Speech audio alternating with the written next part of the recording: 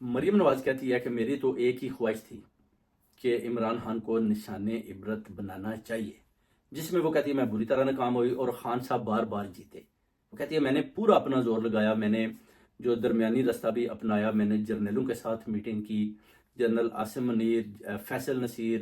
ندیم انجم بابر، سب کے ساتھ مل کر بھی میں نے پورا زور لگایا کہ کسی طریقے سے عمران خان کو نشان عبرت بنا لیں، مگر میں بری طرح ناکام ہوئی۔ اور اب سمجھ نہیں آ رہی، اب تو میری کوئی جرنیل بھی بات ماننے کو تیار نہیں، سننے کو تیار نہیں۔ اب جو میٹنگز ہو رہی ہیں وہ صرف اور صرف محسن نقوی کی ہو رہی ہیں، میری تو وہ کہتی ہے ابھی اپروچ بھی جرنیلوں تک ختم ہو چکی ہے۔ اب میں نام کی ایک وزیر اعلیٰ رہ گئی ہوں اور نواز شریف ادھر سے بھاگنا چاہتا ہے، اور آپ کو پتا ہے کہ شہباز شریف بھی 72 گھنٹے سے غائب تھا، اس کے بعد وہ آ گیا، اس کے بعد